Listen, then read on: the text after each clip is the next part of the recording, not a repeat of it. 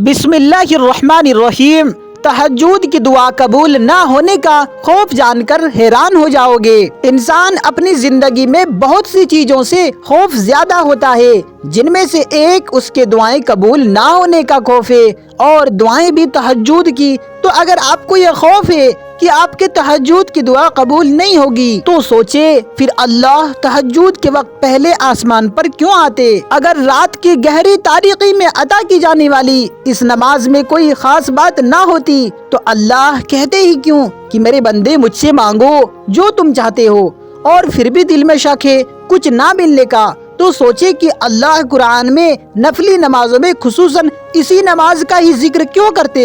कुछ तो बात है ना इस नमाज में कि कुरान, हदीस, लोगों की जिंदगी के तजुर्बातों, वाक़ियात से ये बात साबित होती है कि इस नमाज के बहुत ज्यादा फायदे और फजीलत है। बुजुर्गान दीन में इसी नमाज पर ही ज्यादा जोर देते हैं कि जो चाहे पा लो, इस नमाज के जरिए से जो मांगना है मांग लो, वह आपको मिल जाएगा। आज के नौजवान नस्ल जिन्हें जिंदगी के मामलात बहुत ज्यादा पेचीदा लगते हैं, गुनाहों के तरफ राग़िब हो जाते हैं, गुनाहों के लज्जत उन्हें अंधा कर देती है, ख्वाहिशों के उसूल के पीछे अपने आप को बर्बाद कर देते हैं। हालांकि एक आसान रास्ता अपना कर यह सब कुछ हासिल कर सकते हैं। खवा आपके कोई भी ख्वाहिश हो, तकलीम हो, सेहत हो, दौलत हो, इज्जत शोहरत हो या नौकरी हो, इसके अलावा कोई चाहता है कि उसे किसी नेक औरत का साथ मिल जाए, कोई चाहता है कि उसे किसी नेक मर्द का साथ मिल जाए, तो ये सब अल्लाह से मांगे, गुनाहों की तरफ ना जाए। वो अल्लाह है,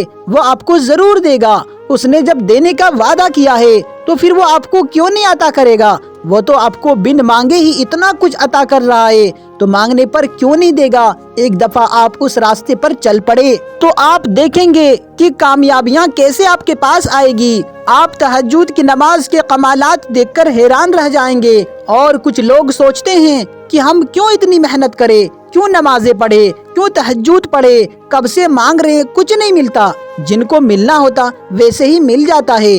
तो याद रखे, यह एक शैतानी ख्याल और कम इल्मी है और अल्लाह से दूर की वजह है। वरना अल्लाह कुरान में यह क्यों फरमाता, हकीकतन हमने इंसान को मेहनत और मशक्कत के लिए पैदा किया। अब इसके बाद भी अगर आप ये सोचते हैं कि हम मेहनत क्यों करें, तो एक दफा ये ख्याल करें कि अगर अल्लाह ने आपकी किस्मत में लिख दिया हो कि आपको मेहनत और मशक्कत और दुआएं के इंतजार और सब्र के बाद मिलना है, तो फिर क्या करेंगे। लिहाजा ऐसी सोच को खुद से दूर रखें। और तहज्जुद तो एक मेहनत और सब्र वाली नमाज है, इसलिए इस तक कोई ही पहुंचता है, और फजीलत भी इसलिए ज्यादा है, और इनामात और अज्र इसलिए रखे अल्लाह ने इस नमाज के। तो तहज्जुद की तरफ लौट आए, खुदारा तहज्जुद की तरफ लौट आए।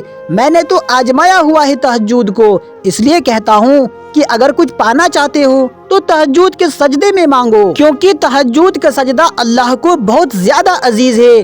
अल्लाह इसमें मांगी जाने वाली चीज आपको जरूर अता करेगा। हम इंसानों की ही मिसाल ले लीजिए कि कोई हमें हमारी प्यारी चीज का वास्ता देकर कुछ मांगे तो क्या हम इनकार करते हैं? नहीं ना। तो फिर वो तो अल्लाह है, उसको किस चीज की कमी है जो आपको नहीं देगा, बल्कि उसके खजाने में कोई भी चीज की कमी नहीं है। बस एक दफा तहज्जुद का वास्ता देकर मांगे तो सही, आप उससे थोड़ा मांगेंगे वो आपको ज्यादा अता करेगा। बस एक दफा उससे मांगे, अपने आप को उसके दर का गुलाम बना ले, फिर देखे कैसे जिंदगी बदलती है। अल्लाह पाक से दुआ करे कि अल्लाह पाक हम सबों को तहज्जुद पढ़ने में आसानी फरमाए और हम सब की तमाम दुआएं कबूल फरमाए। आमीन। मेरे प्यारे दोस्तों, आपसे गुजारिश है कि अगर ये वीडियो आपको पसंद आई हो तो वीडियो को लाइक करें और माजिद स्टोरी चैनल को सब्सक्राइब भी कर ले, ताकि ऐसे ही वीडियो आपको माजिद स्टोरी के चैनल पे दोबारा मिलती रहे। अब इंशाअल्लाह जल्द ही मिलेंगे और एक न्यू वीडियो के साथ। तब तक अपना ख्याल रखें। अस्सलामु अलैकुम। अल्लाह हाफिज।